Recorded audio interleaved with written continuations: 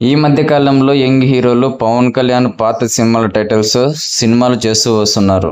తమ్ముడు, తొలి ప్రేమ, ఖుషి, అక్కడమ్మాయి ఇక్కడబ్బాయి ఇలాంటి సినిమాలన్నీ ఈ మధ్య కాలంలో అయితే వచ్చాయి. అంతేకాదు ఆయన సినిమాల్లోని పాటల లిరిక్స్ ని కూడా టైటిల్స్ గా పెట్టుకున్న సందర్భాలు చాలానే ఉన్నాయి.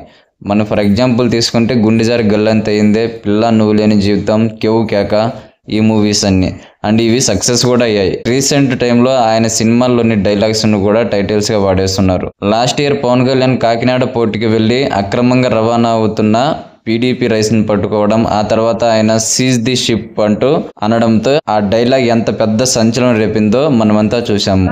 సీజ్ ది షిప్ అనే పదం ప్రపంచవ్యాప్తంగా ట్రెండ్ అవ్వడంతో దాని క్రేజ్ ని క్యాష్ చేసుకోవడం కోసం మేకర్స్ సీజ్ ది షిప్ అనే టైటిల్ ని ఫిలిం ఛాంబర్ లో రిజిస్టర్ చేయించారు. త్వరలోనే ఈ టైటిల్ మీద సినిమా కూడా రానుంది. ఇంకా ఈ ఇయర్ థియేటర్స్ లో భారీ అంచనాల మధ్య విడుదలై సూపర్ హిట్ గా నిలిచిన పవన్ కళ్యాణ్ ఓజీ మూవీలోని బాగుల్ బువ్వా అనే డైలాగ్ ఎంతటి సెన్సేషన్ క్రియేట్ చేసిందో ప్రత్యేకంగా చెప్పాల్సిన అవసరం అయితే లేదు. ఇప్పుడు ఈ డైలాగ్ పేరుతో కూడా ఫిలిం ఛాంబర్ లో ఒక టైటిల్ ని రిజిస్టర్ చేయించారంట.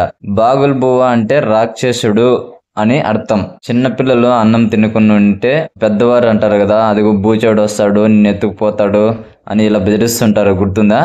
ఆ బూచోడే బాగుల్ బువ్వ. ఒక్క మాటలో చెప్పాలంటే సైతాన్ అన్నమాట. ఈ పదాన్ని ఎక్కువగా ఇంగ్లీష్ మూవీస్ లో ఉపయోగిస్తూ ఉంటారు, కానీ మొట్టమొదటిసారి ఫస్ట్ టైం ఈ వర్డ్ మన తెలుగు సినిమాల్లో వినిపించింది. అది కూడా ఓజీలో మంచి యాక్షన్ సీన్స్ పడినప్పుడు ఈ డైలాగ్ రావడంతో ఇంకా ఎక్కువ రీచ్ అయితే అయింది.